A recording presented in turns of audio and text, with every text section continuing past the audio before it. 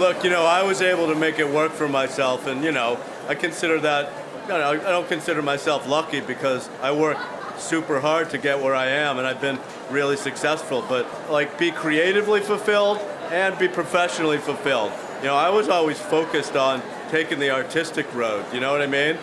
And I know that's hard because making that choice, that's a big risk. I took it, I was able to succeed, but now, that's not for everybody. Good citizens of Brooklyn, New York. Oh, shit. Please welcome to the stage. All right. David Cross. Give me a call. Excuse me. Hey, out of the way. Coming through. Move. Excuse me. Pardon me. Coming through. Cameraman. Here we go, rolling.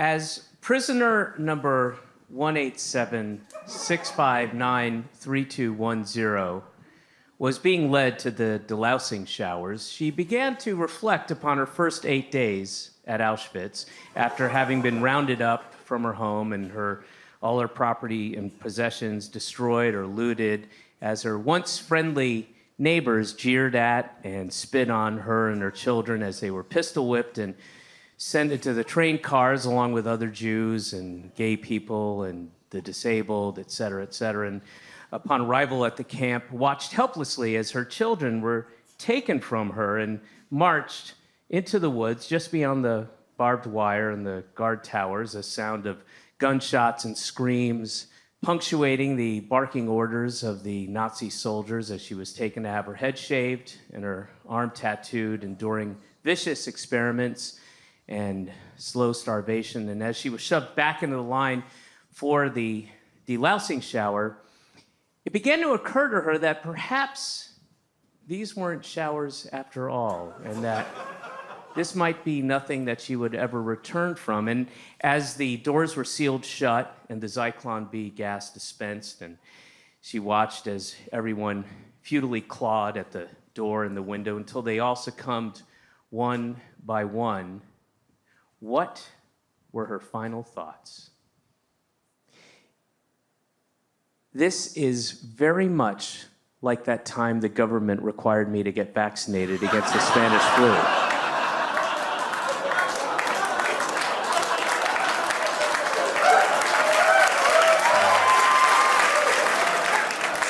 It's the same thing. It's really very similar. It's a similar scenario. Some would say the exact same thing. It's the exact same thing.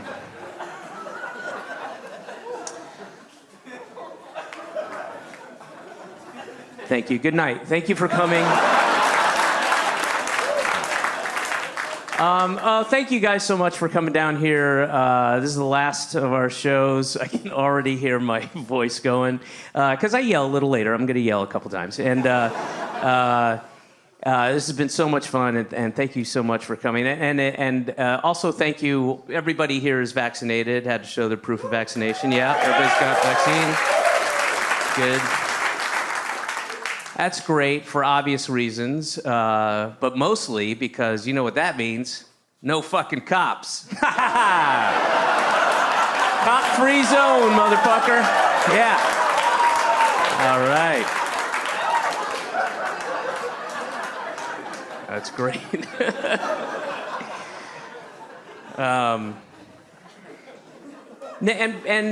And just say, so which vaccines did everybody get? Pfizer? Moderna? Yeah, okay, so there are I heard 3 J. I heard a JJ, and then over here, and there was one over here, right? Just the 4 of you. Oh. Okay. Well, I'm so sorry, but I'm gonna have to ask you all to leave. Excuse me?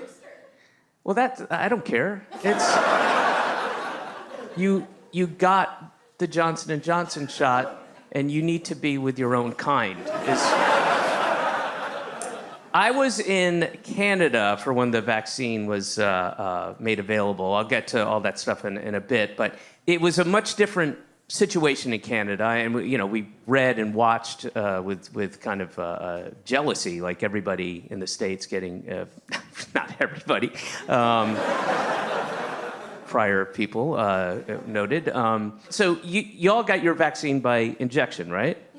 By shot, yeah. In Canada, well, yeah, I know it's not the right thing. It was, mine was a gummy, so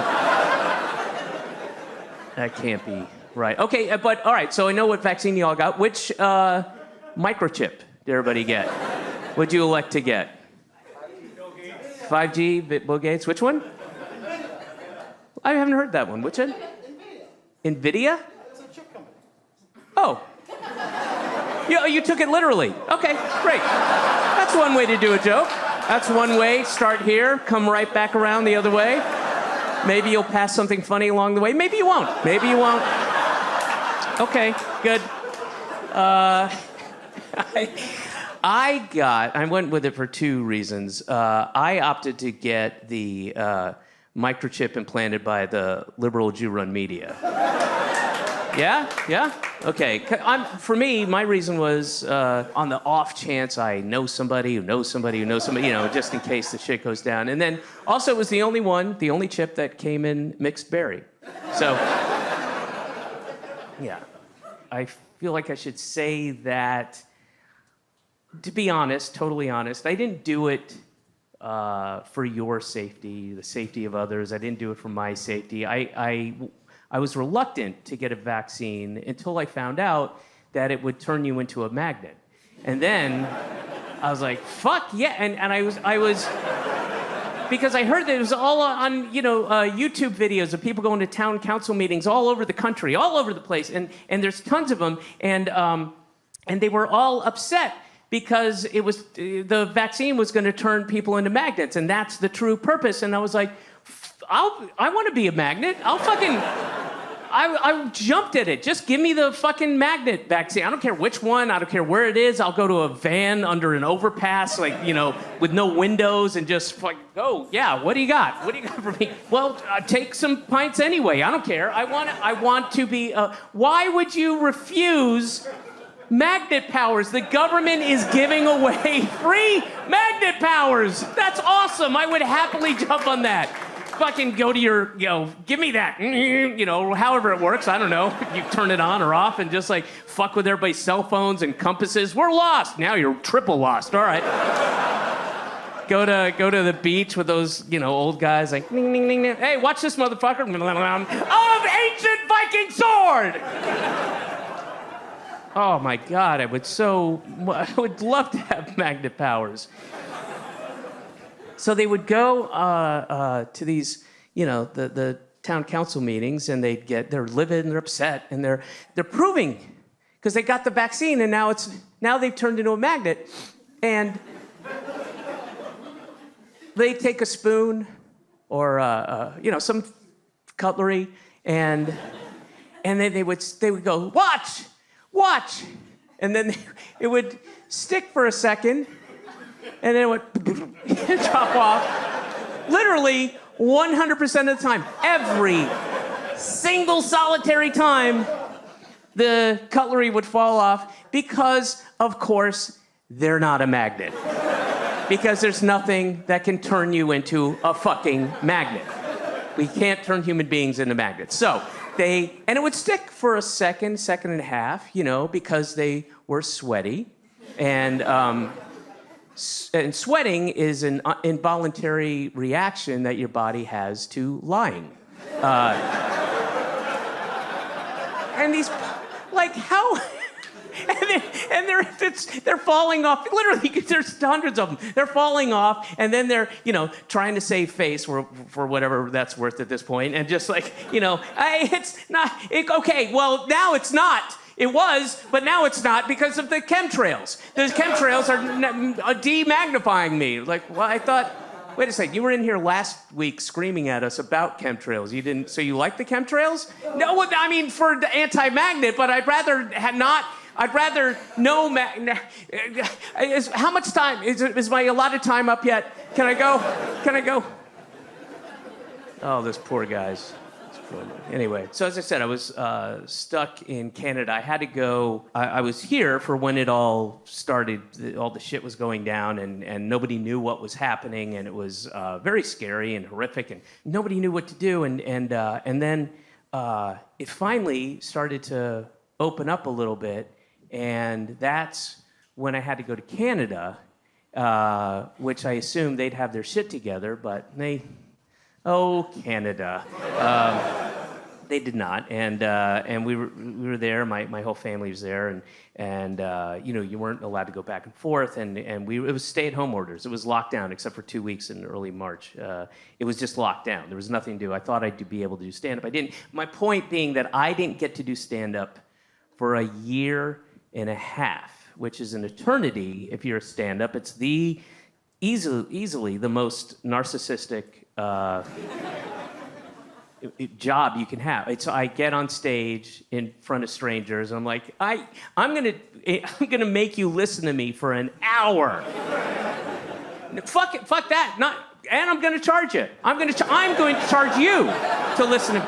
And the narcissism is insane. So I'm just saying that I truly, literally dreamed of this. I mean, this moment. I mean, I dreamed of it, and I was wearing a different outfit, but it was like a one-piece mechanic, like a what do you call it, coveralls? They were like coveralls I was wearing, which I've never worn them. Never owned coveralls. I've never worn them, but they were kind of nice. They weren't like greasy or anything. It was understood in the dream that these were kind of, not like a tux T-shirt, but it's just like a nice coveralls. And we were it was at this. It was in my house, but not in my real house, but in the dream it was my house, but I've never been there in real life, but and you were there, and we were like hosting this party. The two of us were like, we were like generally the hosts. I couldn't tell you what the thing was, but it was very fancy, and there were people out on the lawn, and there were servers with champagne and stuff, and it was just very fancy. And we knew we were a little bit nervous about it. We started making out at one point, and then it kind of switched, and we were in this like old pantry, like a big pantry, like a walk-in pantry, and we're looking for something, and then we made out again, but this time with fingers, but then we started getting nervous, right? Because so we heard that Fran Drescher, somebody comes in, Fran Drescher's here, and we're like, oh shit! And it became really important to us in the dream. It became really important to let everybody know, to make sure they knew that. It's like Fran Drescher. She's not really a nanny. She's an actress playing a nanny. Everybody needs to know that. And then it kind of switched again because I had to take a shit. So then the rest of the dream was me just running around going like, oh, I gotta take a shit. This bathroom is, the water's running, it's broken. And what about in here? Oh, it's occupied. And it was 20 minutes of walking around this house going like, what about here? Oh, that's too hot. Okay, what about here? Oh, the lid is broken. And then I woke up because I had to take a shit. And that is about how I'd say roughly 20% of my dreams go now that I'm older. I find like 20% of my dream, something will be happening, and then it'll just switch to like, oh, I gotta take a shit, and like good, fun dreams, like I'm part of this international team and we're scuba diving and there's like this wreck that we have to go and we have to find this like vial in the wreck, and then I'm like, and we're all, signaling each other and like we're getting close to the thing, and I'm like, oh, hang on, I gotta go back to the boat. Hey, where's the toilet on this thing? Help me get this wetsuit off, Or like, my high school crush is trying to blow me, and I'm like, this is great. Wait, I'm sorry, hang on. Where's your toilet? Just hang on. Just stay there. Make an omelet or something. Where's the toilet? And I realized that dream will never end satisfactorily.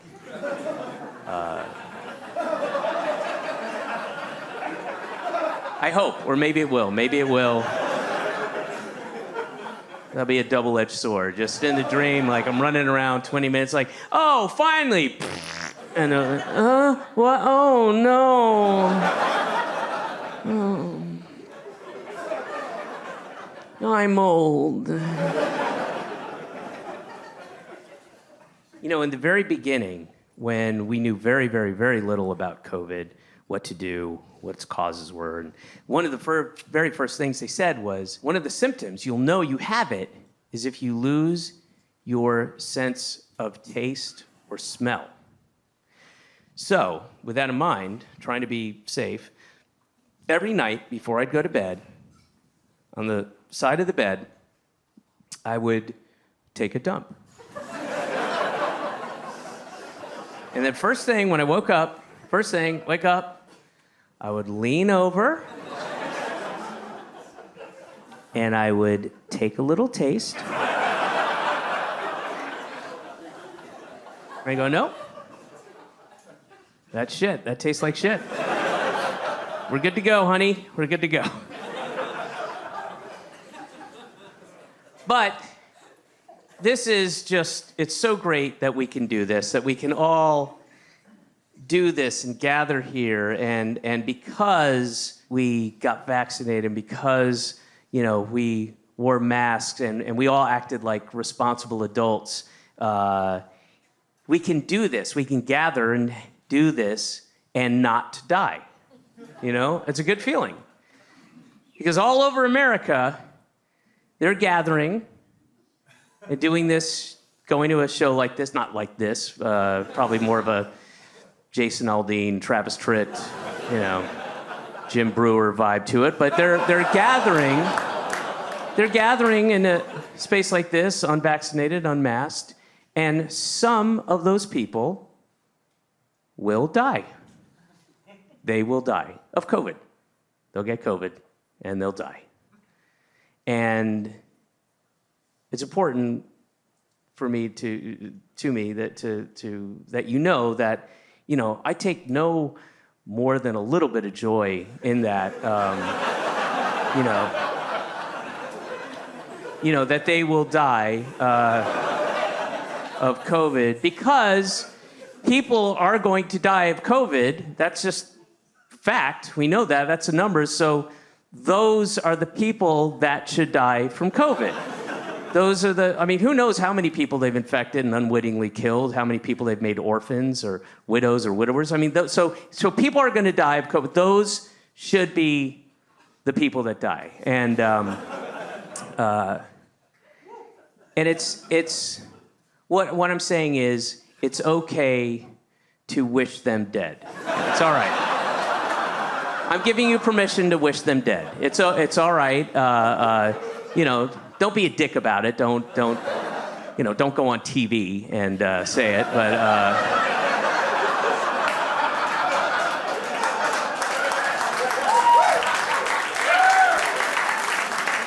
just quietly in here in your heart, you can wish them dead.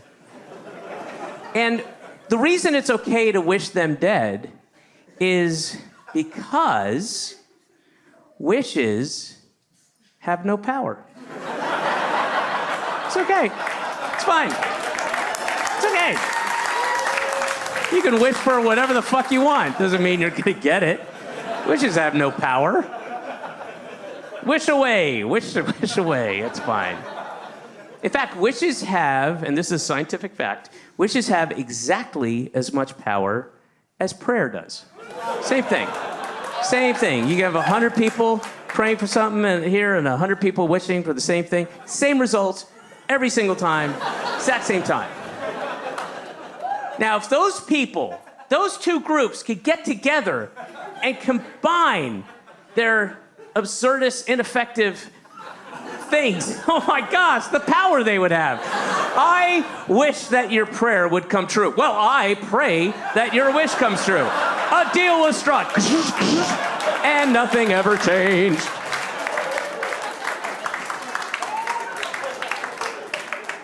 It is great that we can do this and not worry. And as I said, I was here, as I assume most of you were when the pandemic first hit, when nobody knew what the fuck was going on. It was really scary. We were the epicenter. It started here, and there were hundreds of people dying every day. There were freezer trucks because there were too many body bags in the streets, and they were having to dig up makeshift graveyards in the park, and it was fucking nuts. And there's sirens 24/7. Everything's locked down. And then, eventually the virus started spreading, and I'm sure you're doing what we were all doing, going, when's it going to get to Arkansas? Come on. Hurry up.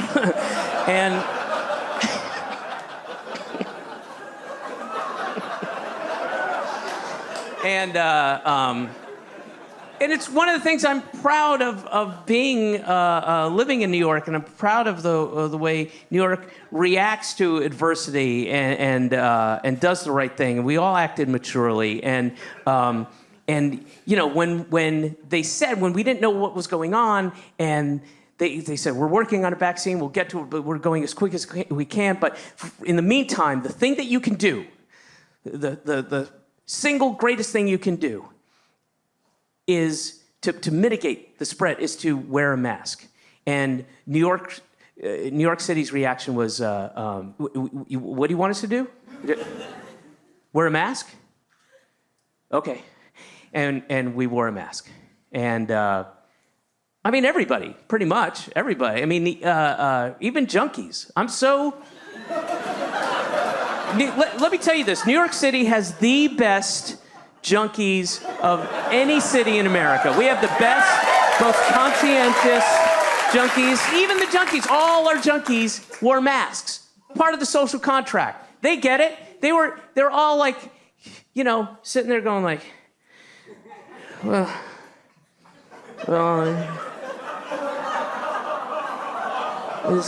it's not the most comfortable thing, but I guess it's for the good of society. Even the junkies wore masks. It's true. But all over the rest of America, their reaction to being asked to wear a mask was, no. Oh, well, it's just that we don't know, and you can spread the virus, and, it's for kids. No. Well, just because of little kids. No. Well, and also the elderly are very susceptible. No! And immunocompromised. I'm sorry, but if you could just wear a mask, it'll help so many people. No! I will not wear a mask. A mask? A mask. How fucking dare you ask me to wear a mask during a pandemic? Are you fucking kidding me? That's tyranny, motherfucker. And the answer is no. Fuck you, fuck your kids, fuck your grandparents, fuck the sick. No, I'm not wearing a mask. It's fucking tyranny. It's against my freedoms. It's fucking fascism and socialism and authoritarianism, and it's fucking communism when workers take over the means of production. It's also fucking... That's right. It's fucking Nazism. Yeah, I went there. It's fucking Nazism. That's right. It's fuck you. I'm not going to wear a mask. No way. No how. And it's fucking get away from my freedoms. And I won't do it. It's tyranny. It's a big government shoving big pharma down my big mouth. And it's fucking Big Brother shoving...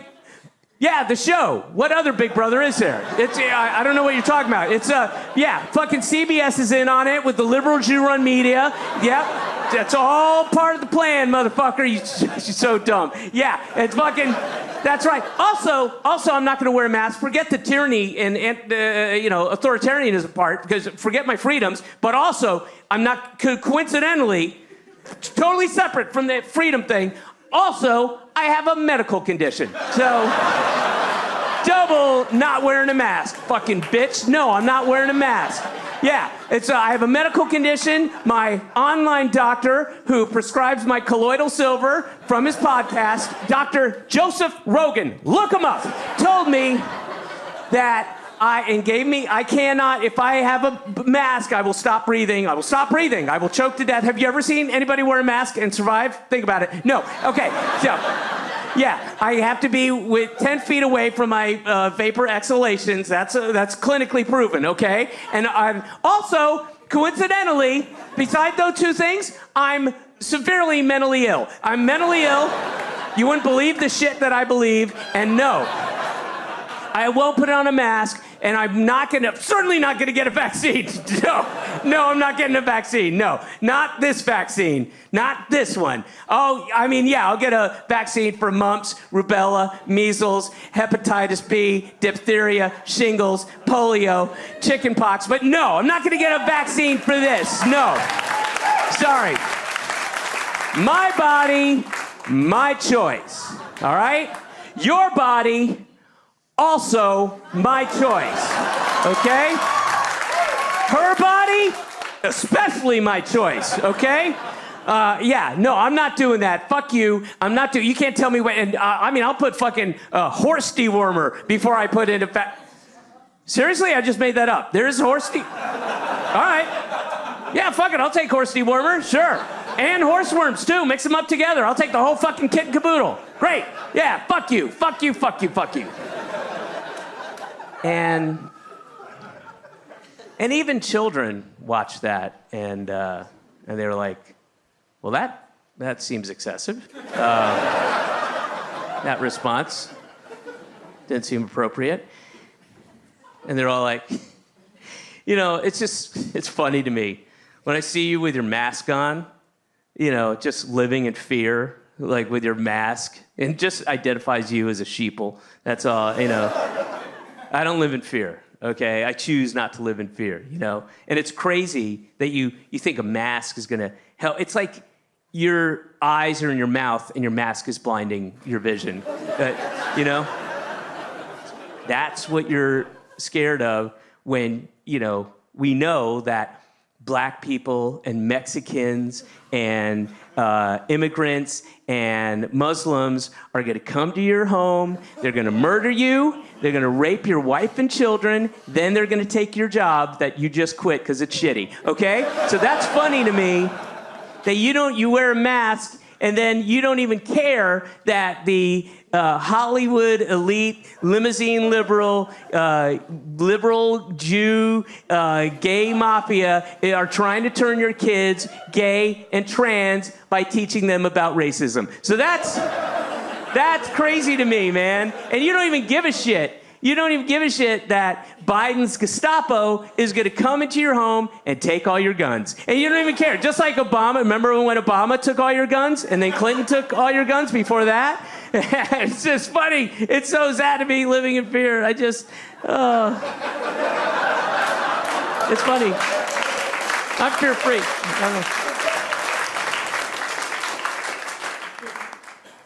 And just to be clear, I'm not talking about anti-vaxxers. As ignorant and tragic and frustrating and depressing as it is that there are people that are anti-vaccine, I get it. I understand if you've been fed nonstop a constant stream for decades of anti-government, anti-authority, anti-science shit and propaganda. I get it. Combined with the idea that we do know that our government lies to us. It lies to us every day. It's lied since its inception.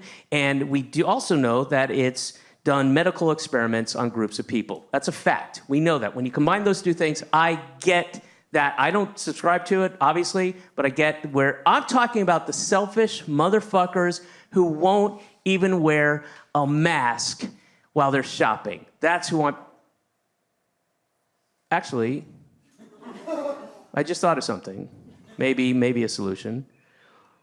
What if we made the mask blackface? Would they wear it then? Would they wear it then? I know it's robbing Peter to pay Paul, but I mean, it's for the good of society. Guys, it's wearing a fucking mask. Come on. I actually wrote a partial list. This is tiny.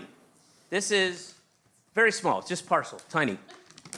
A partial list of things equal to or greater than the physical and mental pain and suffering experienced while wearing a mask while shopping.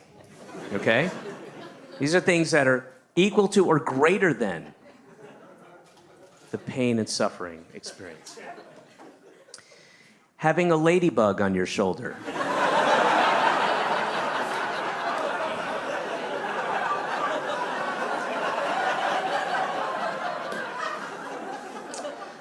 Applying slightly too much chapstick. Talking on a hot phone. When a dog shakes its rainwater off on you. A Band-Aid that won't stay on. Using mayonnaise that's been in the sun for 20 minutes. Seeing a cluster of gnats up ahead as you jog.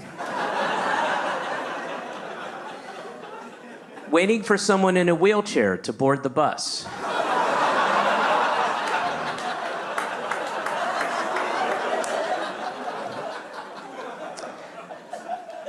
When it dawns on you, oh wait, I've already done this crossword. Pistachios. Using the microwave again after you thought 30 seconds would do it. Having to walk your bike over the bumpy part. When the change you receive is sticky. The water that comes out from mustard when you don't shake it first. And a maraschino cherry. That's a partial list. It's small, so partial list. And you know, about once a week, if not more, you'll read something in the news, you'll see something where yet another right-wing, conservative, libertarian, pundit, radio guy, fucking state rep, or, minister, or, podcast fraud, or somebody whose whole career, they've been making a lot of money humiliating and making fun of people who wear masks or get the vaccine shot. Then you'll read that this person has contracted COVID and then died. And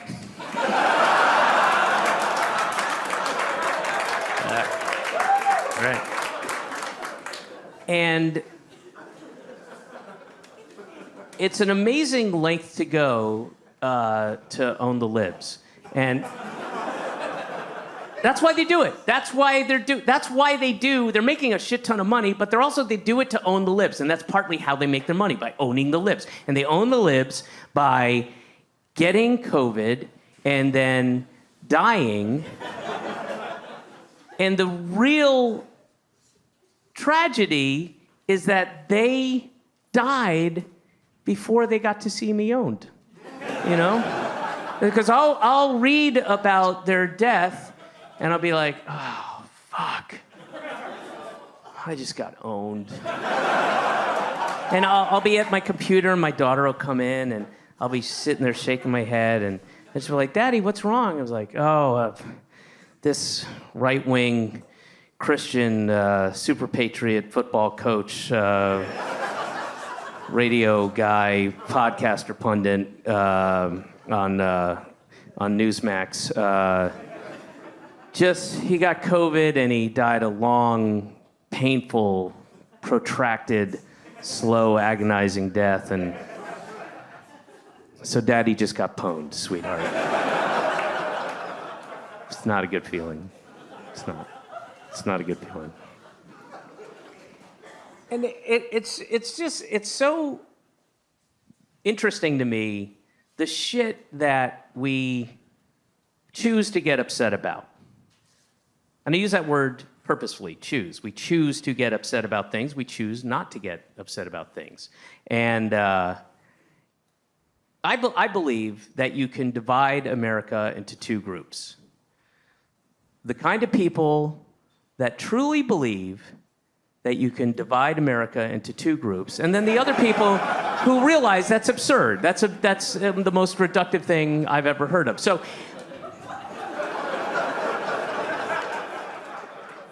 some people wore a mask, and then others, their reaction was to grab a bullhorn and get a bunch of like-minded friends and then go to Target and march with their bullhorn and go, we're not going to wear a mask, it's tyranny, and throw baby shoes at employees making less than minimum wage, and that, and they're yelling and screaming and embarrassing everybody, and it's sad and it's tragic, and they're apoplectic and they're fucking red in the face and they're spitting and they get arrested. And I guarantee you, if you went to all those people as children and told them, I'm talking like 6 years old, innocent kids, their brains haven't been poisoned yet, like you told them what was going to make them upset, 100% of them, guaranteed, 100% of those kids would be upset and say they didn't want that.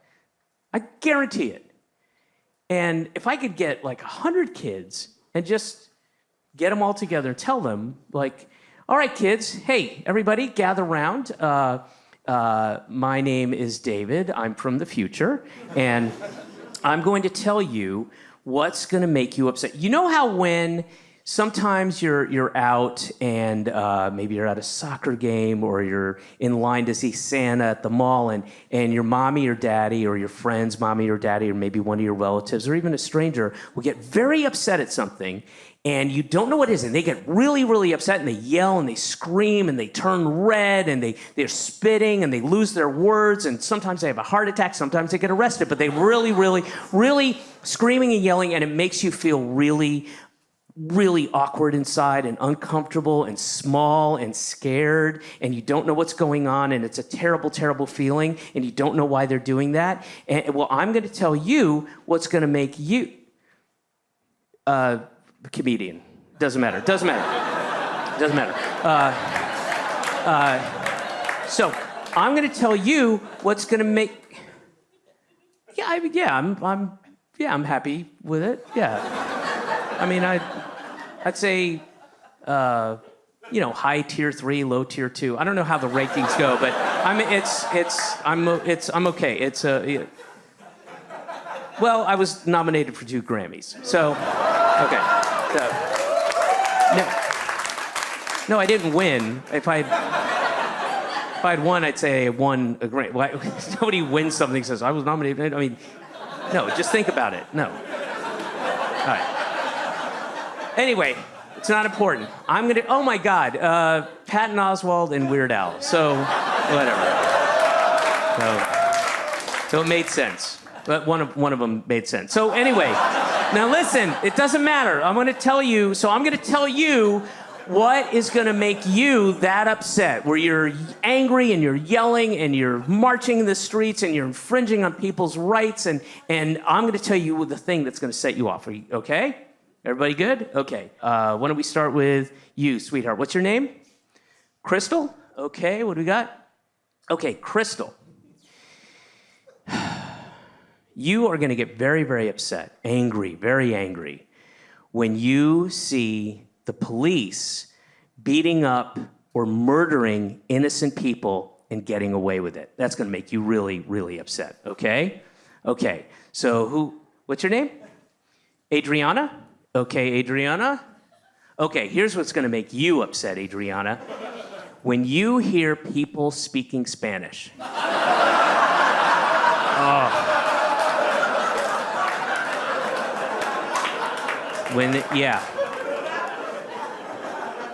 No, you won't even really be near them. They'll be like to themselves, like a mother and daughter going over a grocery list quietly, and that's gonna. No. Don't cry, sweetheart. Don't cry.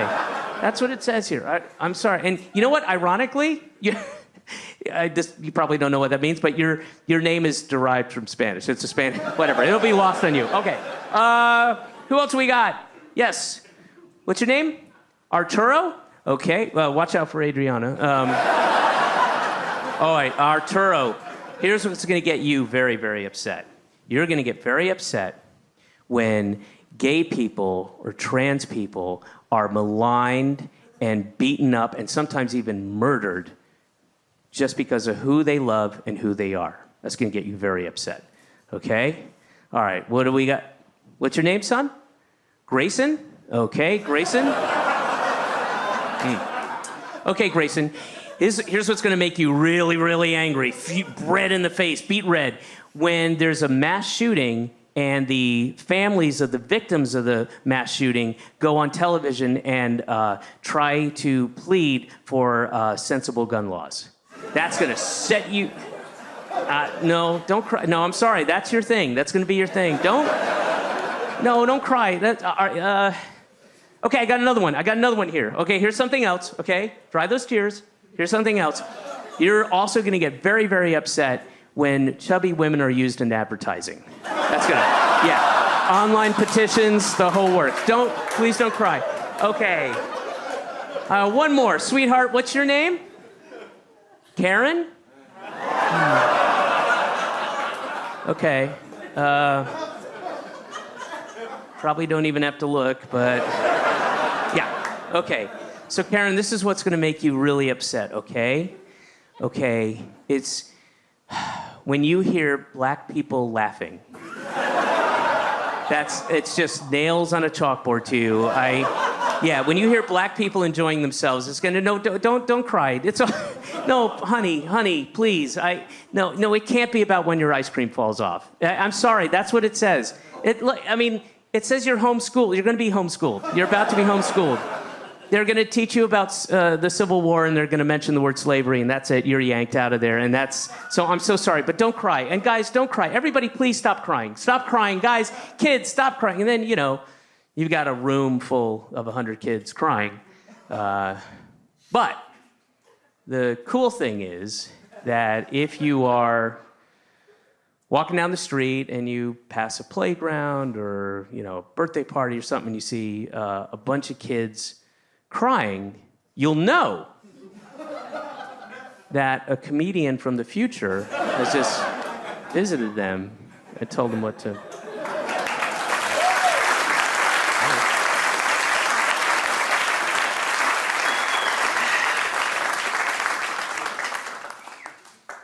All right, let's lighten it up. I want to talk about my sick dog. No, we'll get to that in a minute. How about seriously? I'm going to do an impression for you. Okay? Yeah! I am known throughout the world for my impressions. What if Meryl Streep and Mr. Bean had a baby? All right. Note to self, work on impression of Meryl Streep and Mr. Bean having a baby. All right. All right. Here's my impression of a guy who went through a midlife crisis, sold everything, moved to the woods, and decided he was going to make 18-year-old, handcrafted, small batch, artisanal whiskey. And the first batch didn't turn out very well, so he's now tasting his second batch.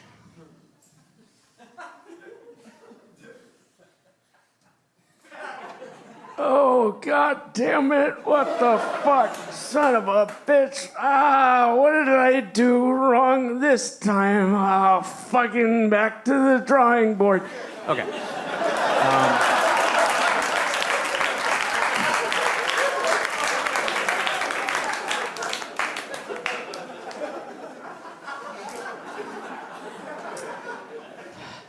Sir, what's your name? Jorn, yes. Jorn, do you think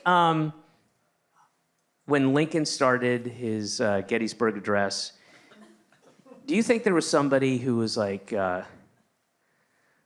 dude, just say 87. What the fuck? Right? I mean, it's pretentious, right? What the fuck is he? Why do I have to do the math? I mean... Yeah, okay. One of the things I missed when I was gone and I always miss it when I'm away from New York, and is riding my bike, which I love, especially Brooklyn. I have been in Brooklyn for 10 years. I love riding my bike. I rode my bike here. I'm going to ride it home. It's the best. And almost all my shows, I ride my bike. And I love riding through the Orthodox Jewish communities. That's the way to go through it. You know, walking, I don't know, you know, walking like, get me the fuck out of here, but on a bike, woo, you can zip through. And one thing, you'll be riding through the Hasidic communities, and I'll often see there'll be like a young wife who's attractive, you know, like empirically attractive, and I know it's a wig, but whatever, you know, but I always feel a little bit of sympathy because there's no male equivalent for those women in that community. None. There's no, I mean, like this would be a 10. I'd be a 10. I'd be like, oh, hot stuff, hubba, hubba, you know? I know there are actors who play Orthodox Jews that are attractive, but when you ride through or walk through, no, man, sorry. I know it's subjective, but that's, you know, now it's subjective. Come on. I mean, hundreds and hundreds of years of inbreeding is going to give you a certain disadvantage. No, it's not. I feel bad. Like, oh, like the hottest guy is like, he's like middle-aged Woody Allen meets a young Harvey Weinstein. Oh, well, all right. Yeah, not so good.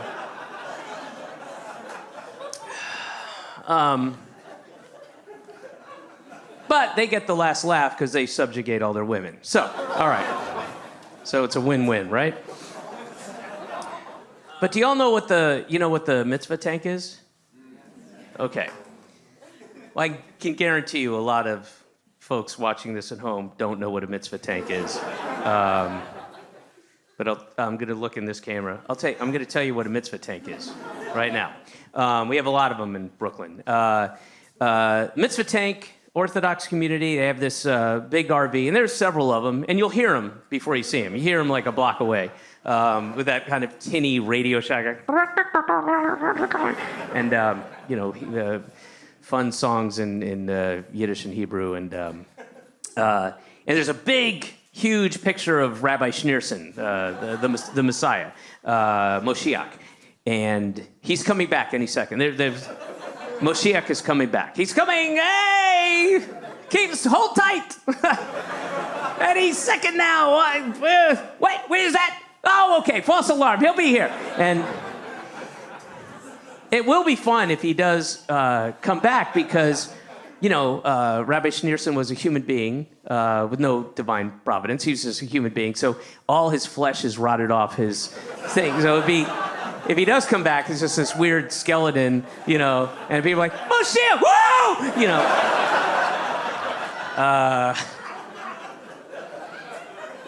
What's the problem? Skeleton.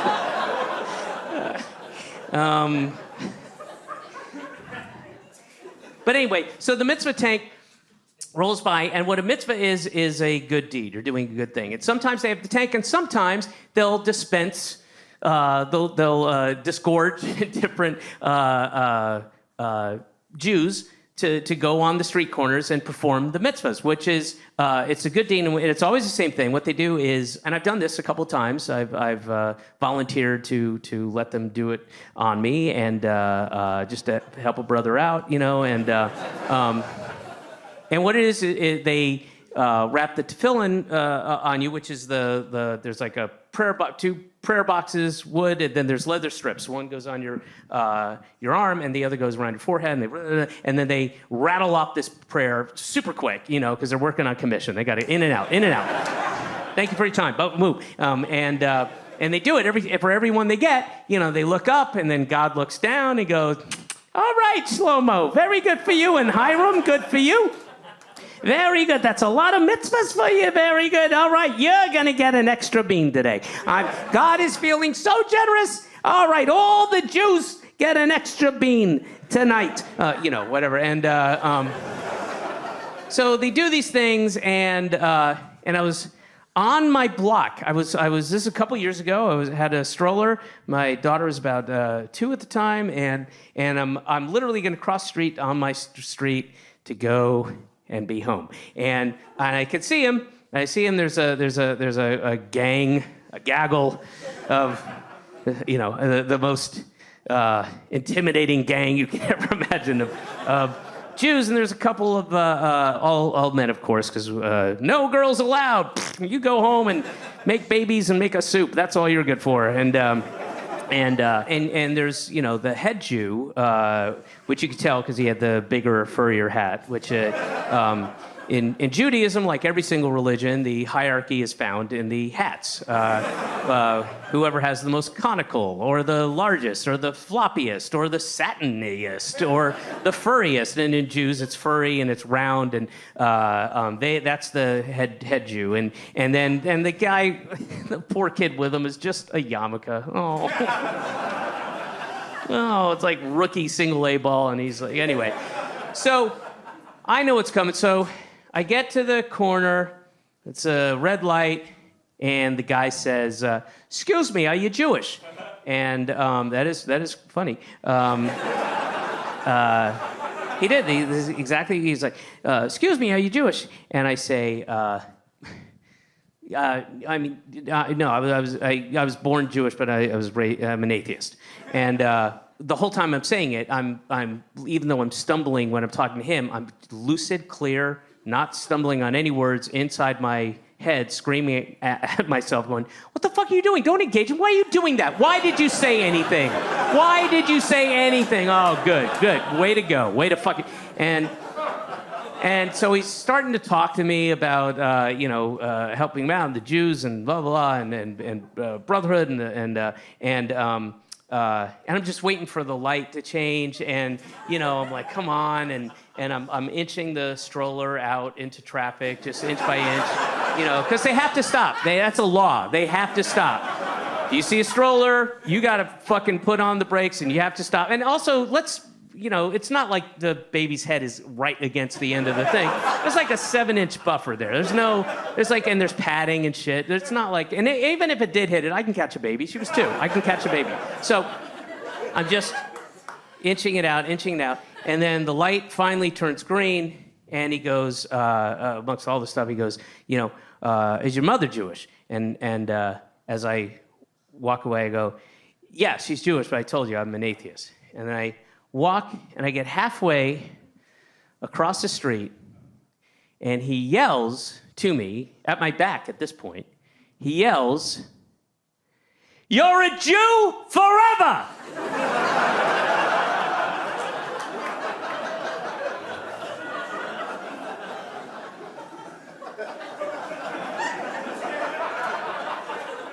Which is funny enough on its own. But nobody else knew the context.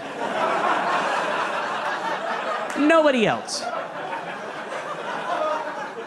There's a whole bunch of people, all of a sudden, they're seeing a guy, an Orthodox Jew in full LARPing regalia, pointing at people, going, "You're a Jew forever!" And they're, like, "Oh shit, it's happening. The Jews they're casting spells. I knew it was gonna happen. Alex Jones was right. Don't come down here. Do not keep everybody away. The Jews are turning people into Jews. They're casting spells and chanting. Oh."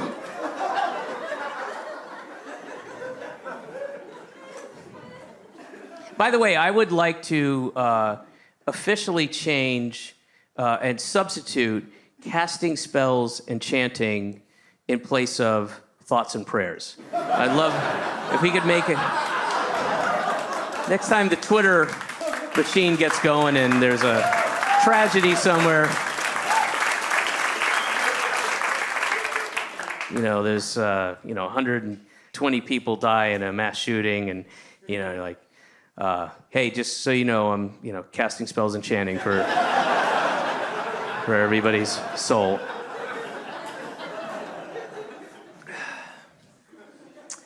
So I want to talk very briefly about my dog, Ollie Red Sox, who I've talked about before on stage, and she's awesome. She's 15. Yeah, you know what's coming. And like the last 4 years, her health started to degrade, and then the last year, really markedly, it's just really bad, really bad. She has severe arthritis in all her joints. She has hip dysplasia. She's going blind where she can't see anything up close, and I have to carry her up and down the stairs, and she's on all kinds of medications, except for CBD oil because of Jesus. But I mean, I have to give her shots. I give her actual, the thing where the, the procedural. I give those shots to her, and she has to wear a diaper a lot because she'll get incontinent, and you just wake up. She's been had anxiety her whole life, and then you just wake up and there's a mud pie somewhere, and it's just and it's tough, and my wife and I have had the inevitable conversation about when are we going to put her out of our misery. Because it's a burden. It's just a burden. It's joyless. It's up to us. We have to do it. She can't tell. I guarantee you, if she could talk and I just started saying, hey, Ollie, so listen, she would just interrupt me going, make it stop. I know that. And it's up to us. It's our absolute responsibility. Dogs are stoic creatures. They won't show you pain. They'll look at you and you can guess, but it's our responsibility, and we have to do the right thing. And I've often thought, am I extending her life artificially so that I can keep doing this bit? Because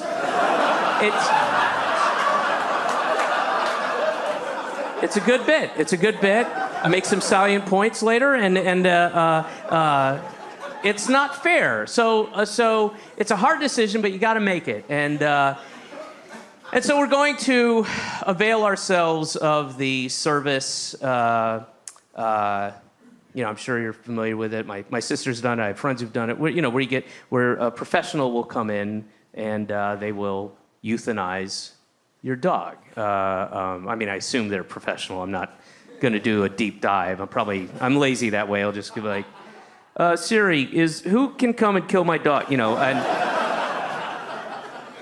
then some guy named Clark, with a Staples manager with a rolled up paper bag, like, hey, I'm here to kill is it a pet?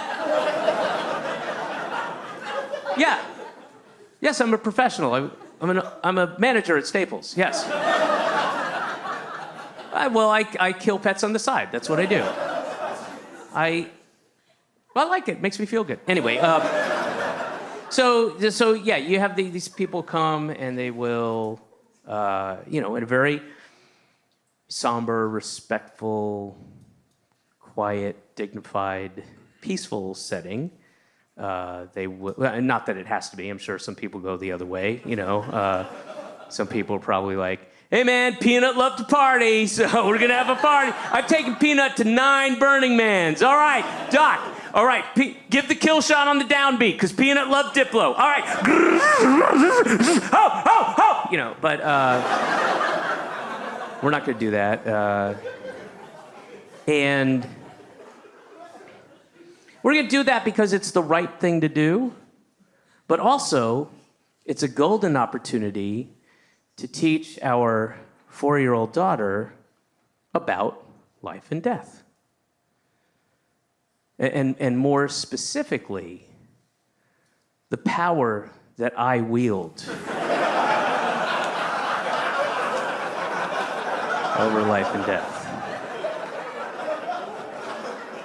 Because she'll see all this through the eyes of a 4.5-year-old, and they'll come in and Ollie will be on her pillow and they'll sedate her and they'll give her the shot and she'll say, Ollie's sleeping.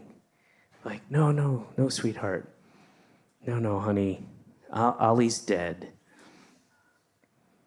Daddy did that.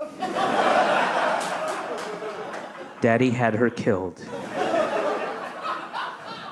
I made one phone call. It was like nothing. They were here in 5 minutes. Like, nope, nope, nope. Then they're here, and now she's dead. So, all right, nighty night, sweetheart.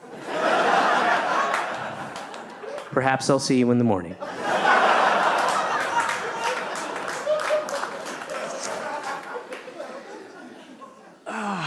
Okay, so that bit is a lie, because we already did it. We did it about 6 weeks ago. Yeah, it was hard, but the mitigating factor was it was the right thing to do. As hard as it was the right thing to do. And it's just a perfect example of American twisted logic that you can euthanize a pet, a dog, a cat, a fucking iguana, right? But you cannot euthanize a human being who's in pain and suffering, who can articulate in no uncertain terms that they would like to go. You can't do that. There's 10 states in America that have a Death with Dignity Act, and New York is not one of them, oddly enough, and where they will allow physician-assisted suicide, but only if you are terminally ill and have less than 6 months to live. A doctor can sign off and do it. If you have 9 months to live, you're shit out of luck for 3 months. That's 3 months of absolute pain and suffering, even though you can articulate and say, I'm ready to go now. You can't. So I could get a pet, I can go to the pound, I can get a perfectly healthy 4-year-old Jack Russell Terrier who's just like, and I can walk in and go, yeah, can you kill this? Yeah, it's in pain. Oh, it doesn't look like, it's in pain, just kill it. And they'll kill it. But a human being who's lying in a hospice or in a home, open sores, no family, who's like, I'd really like to die peacefully and painlessly with dignity, please. I'm so sorry. It turns you got about 10 months to live, so we'll check back in 4 months. No, wait, I can't. But please, I'm just sorry. It's the rule. And oh wait, I'm just finding out we don't have death with dignity here. So you're gonna have to die on your own. And that's it. I'm sorry. But I have no friends or family, and I am lying in my own feces, and nobody here at the home likes me or cares for me. I'd like to go now. Yeah, I'm sorry. There's a parish in North Carolina that says no. I don't know anybody in North Carolina. That's 3,000 miles away. Yeah, well, they know. Yeah, they have a direct line to Jesus, so they said, and they also said that all life is precious. It's not. Have you been to Florida?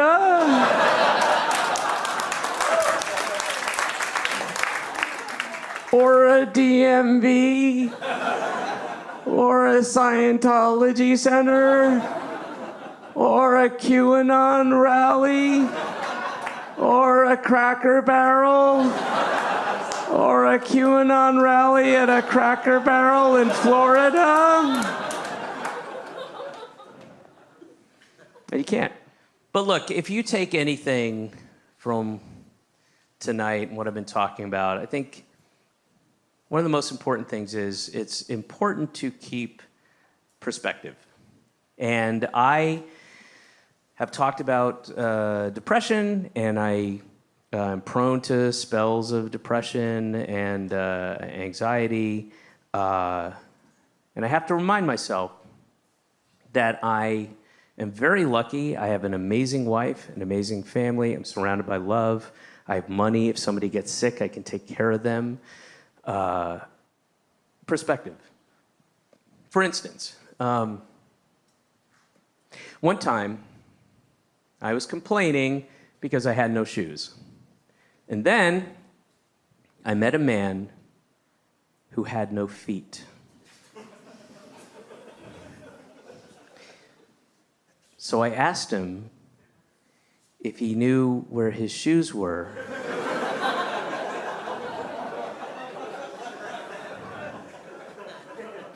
From before the accident. And he pointed at me, and I bent down to listen to what he had to say, and except it was just kind of like a wet gurgle, and then he bled out.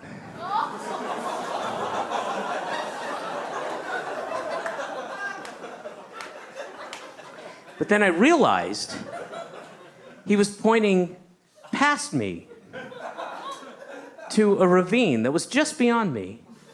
And I went over, and there were his severed feet with the shoes still on them. And they fucking fit. They fit. All right, ladies and gentlemen, thank you so much.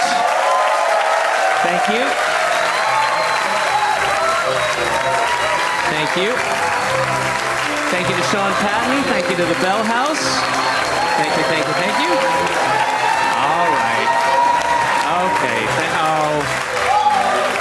You guys. Thank you. I do appreciate it. Thank you so much. Thank you, thank you, thank you.